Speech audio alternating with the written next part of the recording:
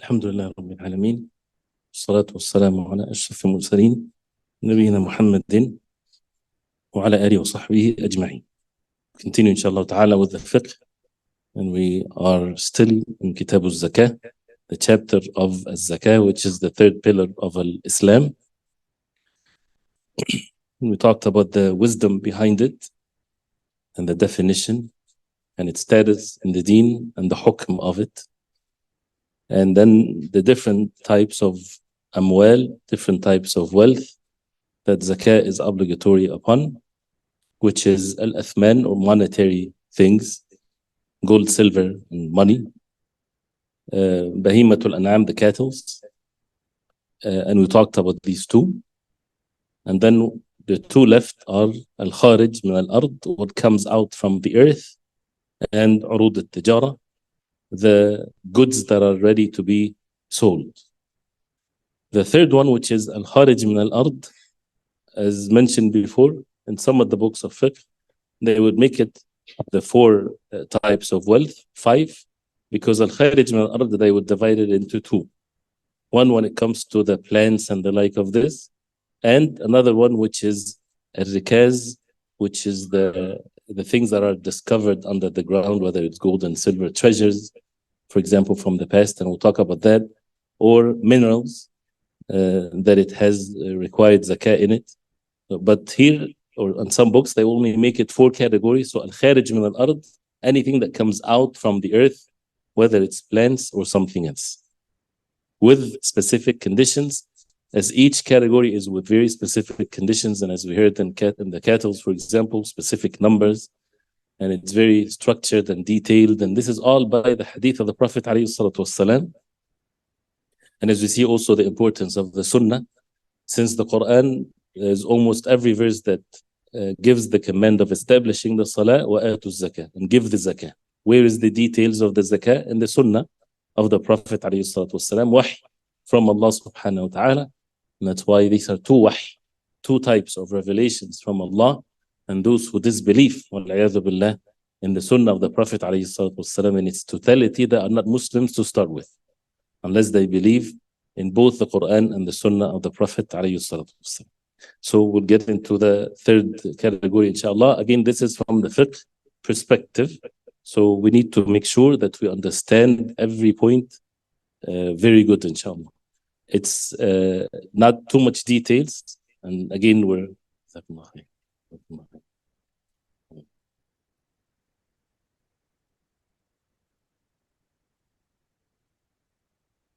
It's not too much in details because it's meant to be this way. This is like the entry level. This is first grade, so that we can go to the next level, inshallah ta'ala, later.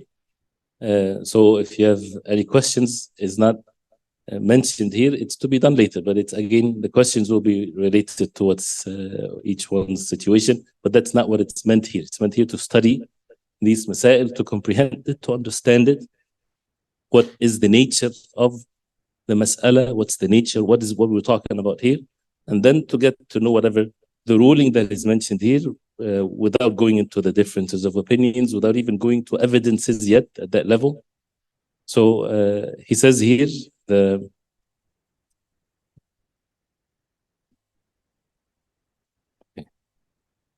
zakatul khariji min al-ard, the zakah for the kharij min al-ard, what comes out from the earth.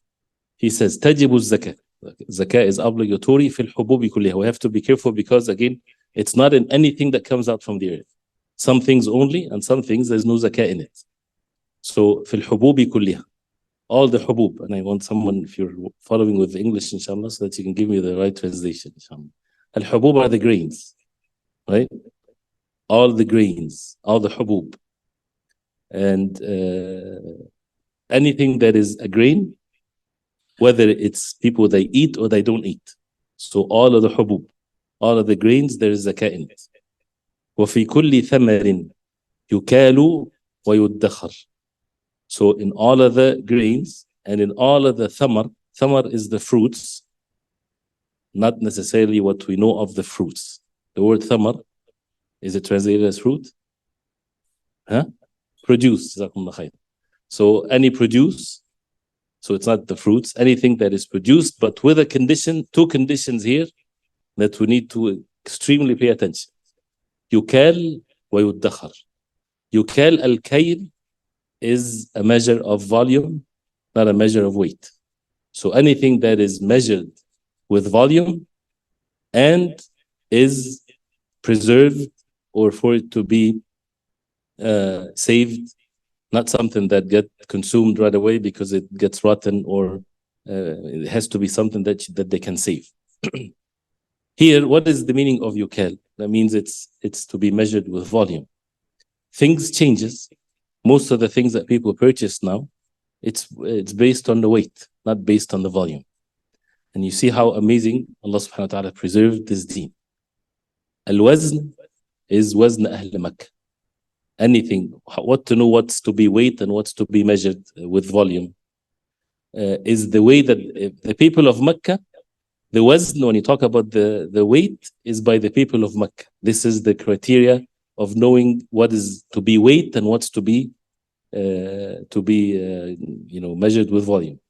So the things that are weight is according to what the people of Mecca at the time of the Prophet ﷺ would use the weight for it when they buy and sell. And what the people of Al-Medina would consider certain things that they use the volume as a measure for it, this is the things that we will consider it as far as to be used for zakah or not. So anything that at the time of the Prophet ﷺ was being sold with volume, not sold with weight, there's zakah on it. And anything at the time of the Prophet ﷺ, anything at the time of the Prophet ﷺ that is being weighed, the way that they buy and sell by weight, there's no zakah in it. Clear with this point? How to get to know these differences? This is where the details comes in place. So even at the time of the Prophet ﷺ, one city can be different than the other. So whenever there is something called wazn or weight, the people of Makkah at the time, anything that is based on volume, then it's for the people of Al-Medina.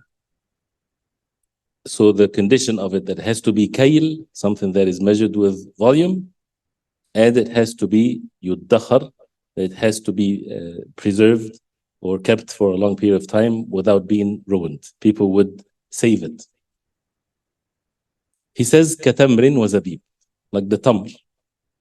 The tamr, at the time of the Prophet ﷺ, they did not used to weigh it when they buy it and sell it. They sell it by the volume. Okay, by the sa', and the sa' is a set, precise measure that is present till today, and they take it with ijaza from one generation to the other. I have one, and I have an ijaza for it. I don't think I brought it with me, but it's a cup, that is enough for the sa'. And the sa', as they usually say, it's what fits the two handful of a normal man's hand size, but it's a precise measure, which is mikyal Ahl al-Medina, the sa' of the people of Al-Medina, from the time of the Prophet ﷺ, and they would pass it on from one generation to the other. And that's what we also use in Zakatul Fitr and things of that nature. But here he says, what we need to know is that the zakah, when it comes to the plants, all of the grains, and in any produce, that it has to be with al-kayl, the volume is the measure for it, and it's to be preserved or to be saved, like the dates, like az-zabib. The zabib is the raisins, and some said also the grapes, since this is what the raisins are come from. And we'll talk about some of the kinds. He says, وَيُعْتَبَرُ بُلُوغُ النِّصَابِ وَمِقْدَارُهُ 300 صَاع. So just get to know these clear principles here, make it very clear. And nisab, or the minimum requirement, as we said, for money is 85 grams of gold, and which is the 20 mithqal, right? Number the 20 mithqal, or the 20 dinar. And for the dirham, for the fidda, for the silver, is how many? What's the nisab of the silver?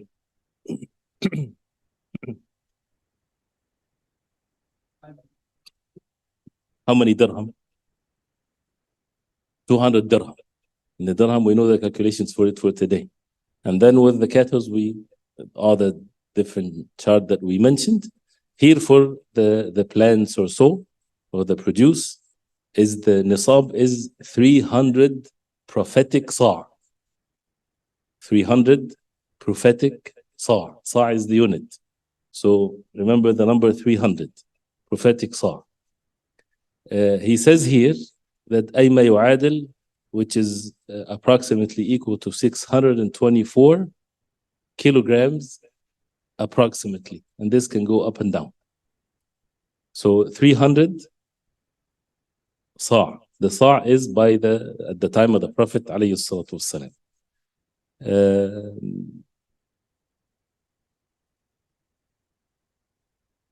Okay. And in some of the books of fiqh, you would find even how much is that is equal to the Iraqi pound from long time ago. And it's all precise measures, like the 1 sa', this is 300 sa'. And what the 300 sa' comes from the hadith of the Prophet alayhi salatu wasalam, khamsat awsuq. Bear with me with this, inshallah. We're not going to take too much details, but what's mentioned in the hadith of the Prophet alayhi salatu wasalam is 5 awsuq is the nisab. This is not written here, but you need to know this one. So there's 5 awsuq. 5 awsuq. Awsuq. Alif, waw, sin, qaf. Or you write it in English, it doesn't matter. The 5 awsuq is equal to 300 sa'. Okay? What is 1 wasaq? 300 divided by 5 is how much? 60. Right? So 1 wasaq equals to 60 sa'. Okay? Just units. 1 wasaq equals to 60 sa'. So the nisab is 60 times 5. This is where the 300 comes from. 300 sa'. 300 sa'. And he says nabawi, the prophetic sa'. This is volume. A sa' is volume. It's not weight. So that's why, when people change, then they start weighing everything. Approximately, this is how the weight would be. So if you have a calculator, 624 divided by 300.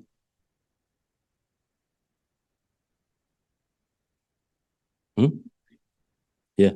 300 sa', yeah, yes. Which is 624 divided by 300. 2.3. 2.08. Some said, to be on the safe side, 3 kilograms. So 900. So 900. So as you see here, when it comes to the nisab, the minimum requirement for the zakah, for the harvesting of the plants and so on, the between 624 to 900 kilograms, if it's based on weight. Okay? We'll take here the 6. You're not going to go wrong if you say 700, 800, 900. But I'm just saying, because it's you're going from volume to weight, and which one you're weighing exactly. Some is lighter than others. So to be safer is to consider the 900. I'm sorry, the 624. This is safer if it's 624. And those who work in farming and things like this, they don't have to go by they know it with the essence of looking at things. Like, for example, they say 2 palm trees or 3 at the most will take care of the nisab. If you have 2, that means you have the nisab. This is how much weight of things it comes.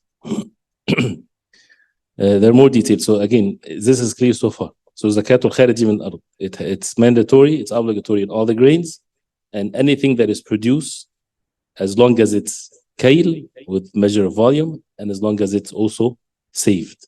Like he said, mentioned here, the dates and the raisins.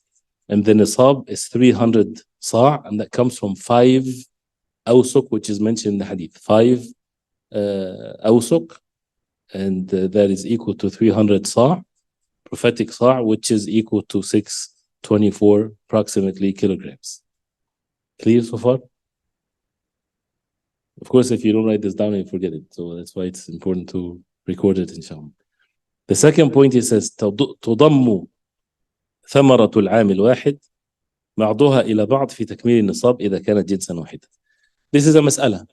If someone has different types of dates, you know that dates are of different types. So do you have each type by itself to calculate the nisab for it? So when they're harvesting the dates, okay, this type of date has its own nisab versus another type of date or so? No. If it's dates, so they're all to be measured together as a total sum. So if someone has one palm tree from this type, another palm tree from another type, and another palm tree from a different type, so he has to pay zakah because the sum of all of them will be equal to the nisab or more. Clear? So this is what is meant here. The ثمرة العام الواحد. 1 year, you add them together if to fill or to reach the nisab if it's كانت جنسا واحدا, if it's from the same type, same species. كأنواع التمر مثلا, like the different types of dates. So therefore, understood from this is, if it's different produce, then each one has its own nisab. So if someone is planting dates and planting, grains and all the other types of things, different grains have different nisab. So each different species.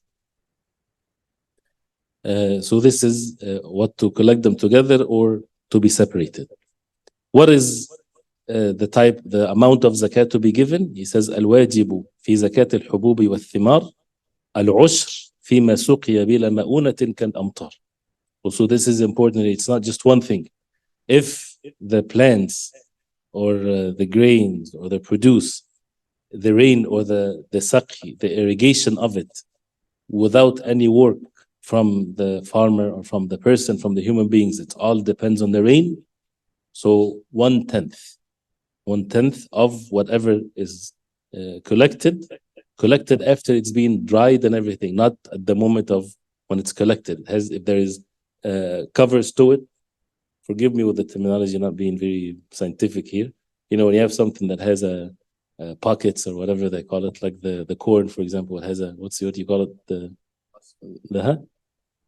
the husk. Removing all of the different things that is around the plants, and if it's wet, it's to be dried. After all of that, then this is where you give the zakah from, right? And there's some calculations. If they give it right when it's not dry, for example, then it's to be decreased a little bit because it adds into the weight. But here, assuming that it's dried and everything, it's 1/10. If it depends on the irrigation is by the rain, no work from the human beings. So it's 1/10. That means it's going to be higher than the second one.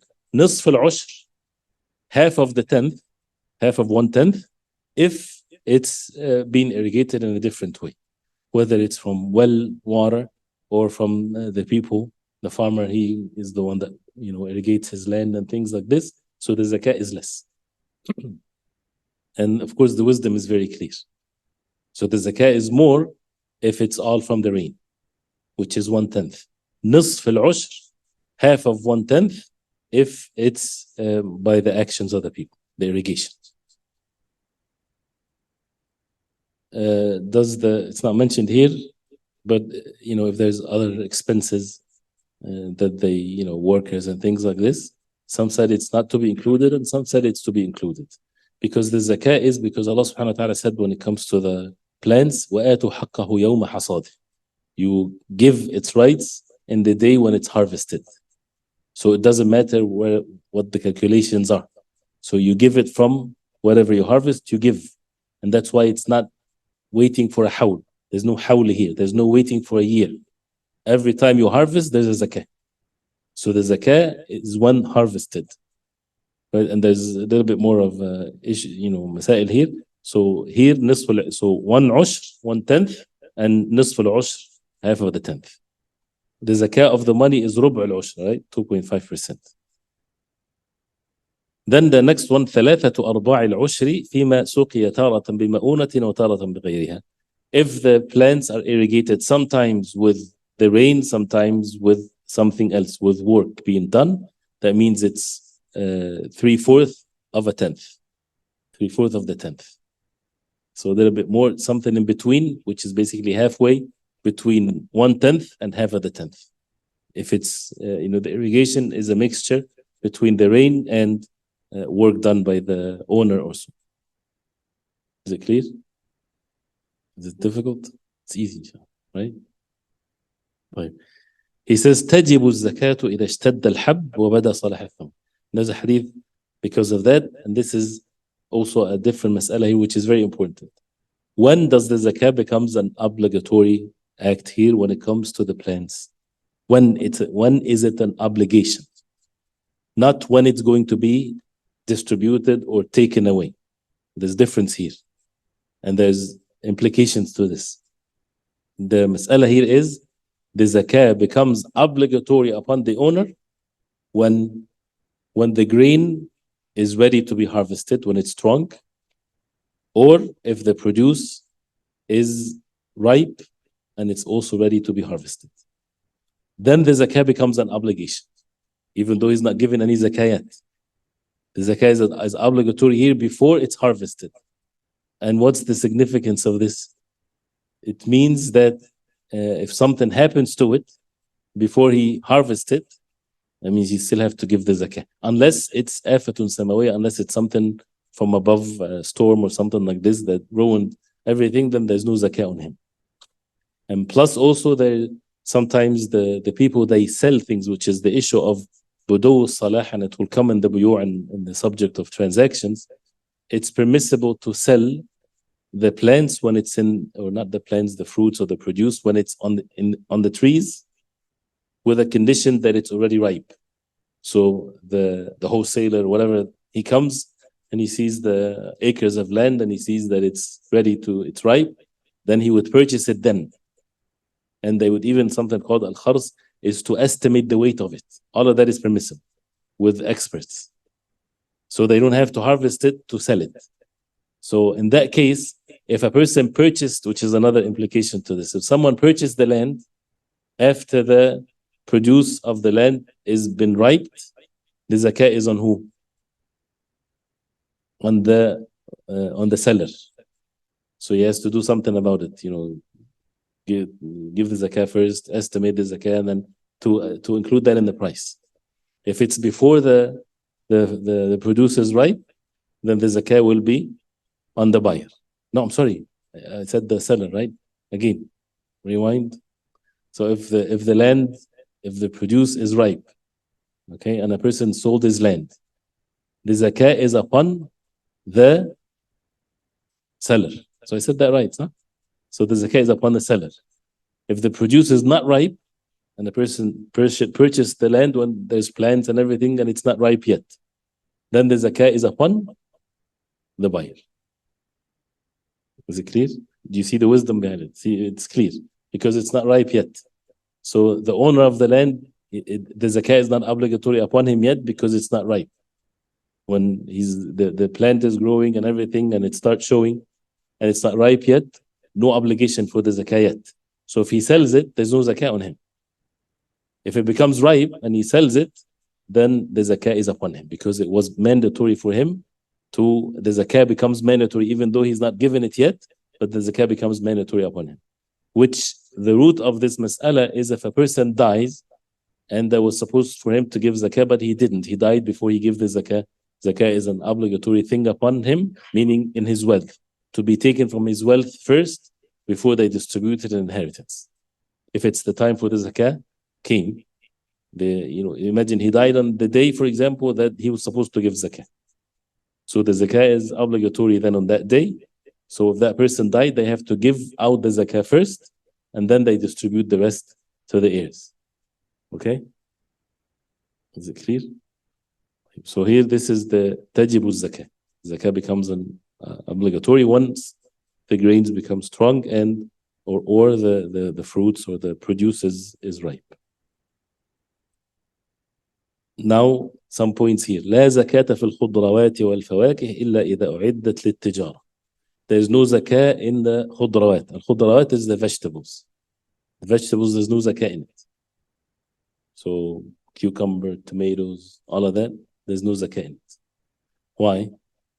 Because you don't save that. You don't save it. So there's no zakah on it. And either it's not saved or it has to be at the time of the Prophet ﷺ, the measure of it is by volume, not by weight. That's why the fruits, what we call fruits, there's no zakah on it. Al-fawakih. Why? Because al-fawakih, at the time of the Prophet ﷺ, it was not weighed with volume.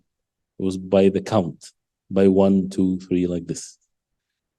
And what they consider, for example, from the vegetables, they considered it from the vegetables, watermelon, for example.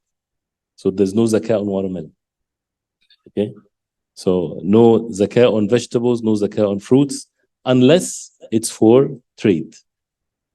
Anything for trade, there's zakah on it. But the amount of zakah going to be in the category of the trade, not in the measures of the plants and produce. So anything that a person plants, if he plants it for trade, and it's not one of the categories of things that should be given zakah from, then it becomes into the category of the trade, not the categories of plant or kharij min al-ard. Okay, it goes into the fourth category. Am I clear?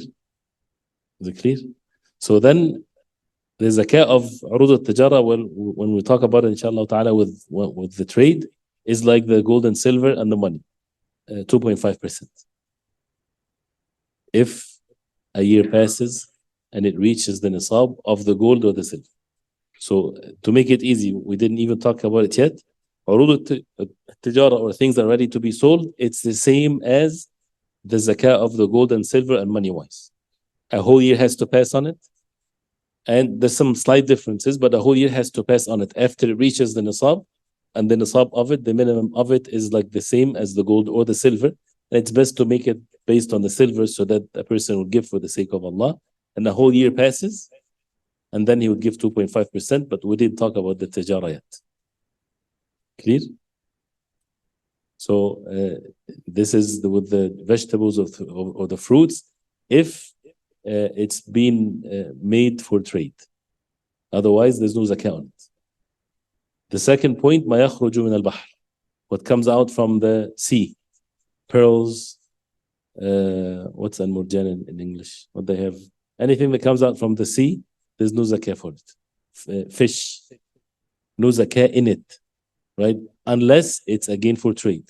So if someone gets out a whole bunch of fish, and this is his business, right? And he's using that for his trade, then if it reaches the nisab, which is equal to the gold and the silver, then there's zakah of urud al-tijar. But there's no, that's what it means. There's no zakah on fish. There's no zakah on pearls. It doesn't mean there's not going to be any zakah. It means these things in itself, there's no zakah on it. Al-kharij min al-ard, anything that comes out from the earth, there's a zakah from it, regardless whether a person is going to sell it or eat it all or give it all for, even if he gives it all for charity, doesn't matter. Anything that comes out from the earth that is supposed to be given zakah, it has to be given at the day of harvesting. Even if a person is going to give it all for charity, there's zakah has to be given from what comes out of the land to be given. Clear? But and anything that is ready to be sold, there's a zakah on it. Any trade or any merchandise that is ready to be sold, there's zakah on it with conditions that is going to be mentioned. So anything that comes from the earth, from the sea, there's no zakah on it unless it's for trade. So it also will be 2.5%, and the whole year has to pass on it, and things of that nature. So this is with the plants briefly. There's more details, but this is all what is mentioned at this moment, right? For example, some of the ulama, they will put some more categories to it, and everything has a detailed evidence to it. So for example, anything that has should we say some of these things? Like for example, they call it al-waraqiyat, the things that has leaves, that is more important, like the mint, for example. There's no zakah for it. There's no zakah for mint. There is no zakah for the plants that the people benefit from the roots of it, like the sweet potatoes, for example, like onions. There's no zakah on it, unless again if it's for trade, that's something else. There's no zakah for the things that people benefit from its flowers, the flower, whatever, whether it's for adornment, nice smell, Or like, for example, rihan. Rihan in English? Rihan. Rihan. Am I saying it right? Rihan? What? Is it called aroma? Rihan? Basil, yes. Basil. You know, anything that is you benefit from the. So all of it, it's basically because of what? It has to be either grains or something that is a produce that is based on the kail at the time of the Prophet والسلام, and it's saved. Olives, there's differences of opinions when it comes to olives, and the correct majority of the ulama, there's no zakah on olives. There's no evidence of it. So if there's no zakah on olives, for example, there's no zakah on asal, even though there's differences of opinions with regards to the asal or the honey. Unless it's for trade. All of these things, if it's for trade, then the zakah becomes the zakah of trade, not the zakah of plants. Okay? Let's see if there's anything else I missed.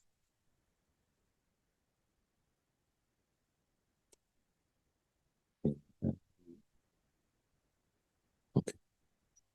Then he says zakat urud al-tijara. Should we continue? Any questions so far? Good.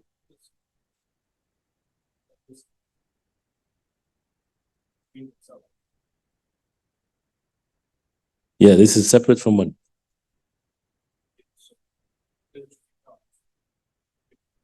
Yeah, for the plants, yes, for the plants, the zakah has to come out from it, from the harvest. And you have to give from the harvest, not money. The other types, you can give money, or you can give what's equivalent to it. But for the plants, it has to come out. And of course, also that is an obligation or right when on the day of harvesting itself, if there's poor present, it's an obligation to give them, to give small portions here and there. This is an obligation also, if they're present, physically present there.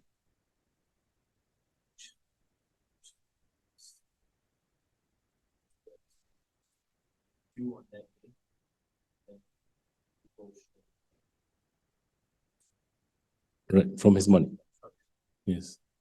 Well, what's the threshold? What if he has 1 week, 2 weeks, 3 weeks left? Right. If a person dies before the hawl, before the Hijri year comes when it's obligatory upon him to pay zakah, there's no zakah to be taken out of his wealth if he dies before. Then the money will be given to the heirs, and then it becomes part of the money. If they have a whole year passes, and then they can give zakah or they spend it. So it has to be the zakah that was obligatory upon him, which is the year past or more. So they have to make sure that this is clear, and the person has to be also extremely careful with the zakah. It is not permissible to delay the zakah one day. You can give it early. But if a person, for example, doesn't find anybody to give the zakah and he took it away from his wealth and he's putting it on the side, he has to write a paper to make sure that it's like a will, so that if a person dies, then people know that this is his zakah money. Okay. Like there's more yet. We didn't talk about those who would receive the zakah. But then part of that second category, and we'll go to the zakat urud al-tijara today, inshallah, al-rikaz. We said al-kharij min al-ard, what comes out of the earth, either the plants and the things that people eat, or al-rikaz. Al-rikaz, something from the meaning of something that is being under the earth when someone dug and put something in there. Buried treasures, yes. And it doesn't have to be treasures, but anything that is buried. People buried something. You know, in the past, they used to bury things, and then nobody knows where is it, whether it's gold, silver, or something else. Anything of value. And even for nowadays, if people discover something that is ancient, it doesn't have to be gold or silver, it has value to it. So there's a zakah there. So that's what's called al-rikaz. But there's a condition to it. He says, وَهُوَ الْمَدْفُونُ فِي الْأَرْضِ, what's buried under the ground. But with the condition, which is not mentioned here, it has to be from the time of Jahiliyyah and before. If it's after al-Islam, then there's a different ruling, because that belongs to a Muslim. So that means people have to find out, or there are different rulings to it. But the rikaz refers to al-madfun fil jahili, at the times of jahili. And they can figure that out with whatever signs and things like this. But al-wajibu fi al-khums, the rikaz which is buried under the earth, the obligation here is 1/5. This is the highest zakah here, because the person did not earn it. It's just he find it there. So it's 1/5 to be given for the zakah. قل أو كثر, whether it's less or more. يصرف في مصارف الفيء. Here there's a difference here. All of the previous categories and the one after, it's to be spent in the 8 categories of the zakah recipients, as it's mentioned in Surah Tawbah, as we will talk about it. But the only exception here is al-rikaz. Al-rikaz, which is the highest, you can easily remember it because it's the highest amount of zakah, 1/5, 25%. Right? So it's not going to be only in the 8 categories, it's going to be spent in masarif al-fay, or the benefits of the Muslims, whatever broader benefits that for the Muslims, this can be given from al-rikaz. And 4/5 of it, 75% to the one that finds it. So, this is the rule of the deen. It is not for the government, it's for the one that finds it. But if the law of the land that he's going to be in prison if he does this, then he should save himself from being in prison, and he should not put himself into harm's way. And as I mentioned back home, this is a big thing, in Egypt, everybody's digging for things. So people die as a result of this. They dig deep to find things, and it's against the law if somebody finds it to keep it for himself. So they're going to be arrested if they don't give it to the government. So they get themselves into so much trouble because of this. So anyway, this is al-rikaz. The next one is urud al-tijara, but we'll keep it inshallah ta'ala for next time. I want to keep you long. I keep on seeing 9:17. So it's not, it's 8. The hadith, inshallah. Hadith 113. 113. 113.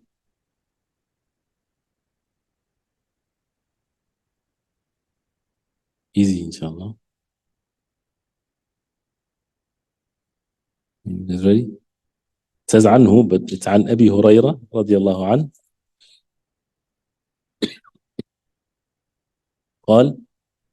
قال رسول الله صلى الله عليه وسلم أثقل الصلاة على المنافقين أثقل الصلاة على المنافقين صلاة العشاء وصلاة الفجر ولو يعلمون ما فيهما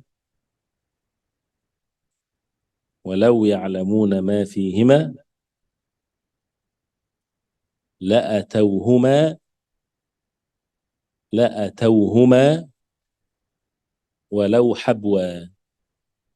ولو حبوا أثقل الصلاة على المنافقين صلاة العشاء وصلاة الفجر ولو يعلمون ما فيهما لأتوهما ولو حبوا. The hadith is أثقل الصلاة. أثقل, the heaviest salah. أثقل from الثقل. This is means an أثقل like that is the most heaviest. So شيء ثقيل, something heavy, ثقيل. إن سنلقي عليك قولا ثقيلا, that we will reveal unto you, O Muhammad sallallahu alaihi wasallam, a heavy speech, which is the Quran.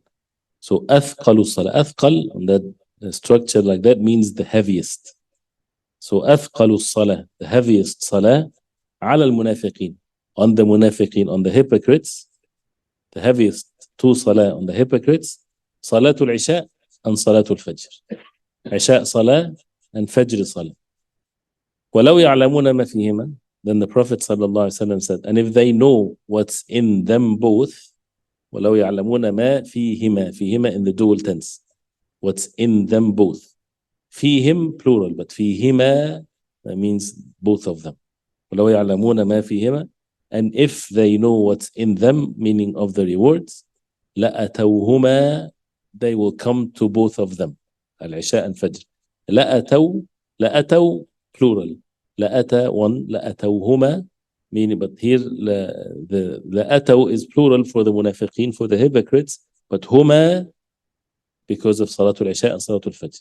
لَأَتَوْهُمَا, they would come to both Salah, وَلَوْ حَبْوَ, if, walau is repeated, if they are even crawling on their faces. Al-Habw is when a person, like when a child is crawling, that's exactly what Al-Habw. الطفل يحبو, that means he's crawling, he's walking on his hands and knees. So not like a snake, زحفا.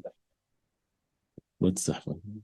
Not with the stomach on the ground. You know, when someone put their stomach on the ground, like when they're like an army, yeah. Not that, like that. Al-Habw is when, you know, the child when they, so which is, but anyway, so it doesn't have to be only Habwan, because this is, again, it shows that if they know the rewards of these two salah, they would come to Salatul Isha and Salatul Fajr, even if they have to come crawling on their faces. That means a person is not able to come, he's sick, he is have all kinds of excuses, but he knows the reward of Isha and Fajr, they would come to it even if they have to crawl on their faces, which shows that the reward is not even something for a person to imagine. If something that a person can imagine how much is it, the Prophet ﷺ would have said that this is the reward of it. Even though in some hadith, whoever prays Salatul Isha in Jama'ah as if he prayed half of the night in the night prayer, the reward of it. And if he prays Salatul Fajr in Jama'ah as if he prayed the entire night. And also there's a part that should bring the fear of Allah subhanahu wa ta'ala in our hearts, that the Prophet ﷺ said the most heaviest salah on the munafiqeen, on the hypocrites. That means the hypocrites, they would come to the salah. At the time of the Prophet ﷺ, وَإِذَا قَامُوا إِلَى الصَّلَاةِ قَامُوا كُسَالًا. As Allah subhanahu wa ta'ala says, when they go to the salah, they come lazy. And this is the heaviest salah on the munafiqeen. So that means with the understanding of the hadith, for the believers is not heavy. It's not heavy for the believers. The believers, Al-Isha and Al-Fajr is not heavy for them. But it might be physically challenging. Yes, a person is slept late and it's very difficult for him to get up. That doesn't mean that he's imitating the hypocrites, because in his heart, even if he's tired, he loves to go for Salatul Fajr. Even though he's tired, but he loves to go. Same thing for Salatul Isha. If he's excused, he's excused. And Allah subhanahu wa ta'ala loves for people to take the rukhas, to take the excuses. And one of the excuses of Salatul Isha, or the Salah in general, rain, for example. If it's raining, you don't have to come to the masjid. Even if you go to work, if it's raining, but this is rukhsa, this is a break that Allah subhanahu wa ta'ala gave you. But the rain is the rain that makes your clothes wet, not any sprinkles of water. It has to be that when you walk, you're uncomfortable, even if you drive. But this is a rukhsa. It doesn't mean that you have to, every time it rains, you take the rukhsa, but it's a break if you take it. And if it's, there's other things that might make you not to take the rukhsa. Say, for example, that you would have more khushu' in the salah or something like this, then it's okay. But again, it's to see that the more the person work on one's acts of obedience to Allah subhanahu wa ta'ala, the more that even it might be difficult, or a person might feel lazy sometimes, but he remembers this, and in his heart, he's not like the hypocrites he hates. He's just going to show off, because if he doesn't go, the people will think bad of him. No, for the believers in their hearts, they would love to go, even if it's difficult for them physically. So أثقل الصلاة على المنافقين صلاة العشاء وصلاة الفجر. And also, as the ulama, they say, it's one of the ways to purify the heart from hypocrisy, because hypocrisy is a disease of the heart. And the Sahaba radiallahu anhum feared hypocrisy. And Umar radiallahu anhu would ask Hudayfa, هل سماني رسول الله صلى الله عليه وسلم, did the Prophet صلى الله عليه وسلم mention my name among the hypocrites? And that's not the major hypocrites, but refers to this type of hypocrisy, which is the practical hypocrisy, as they call it, النفاق العملي. النفاق العملي or the practical hypocrisy is when we say something, we say it perfect. But when it comes to our actions, like even this hadith, talking here, talking about the best salah, the best rewards. But am I as a person applying it the way that I'm saying it? This is where the gap or the discrepancies between one's speech and one's actions, this is where they used to fear for themselves that this is the practical hypocrisy.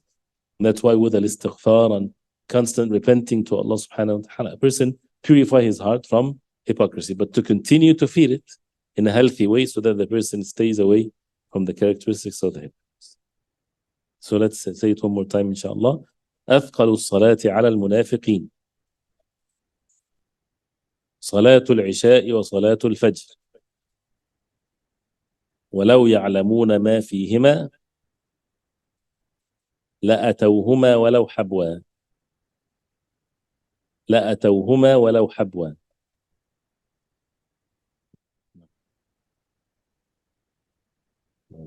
صلى الله عليه وسلم سبحانك اللهم ربنا وبحمدك اشهد ان لا اله الا انت استغفرك واتوب اليك.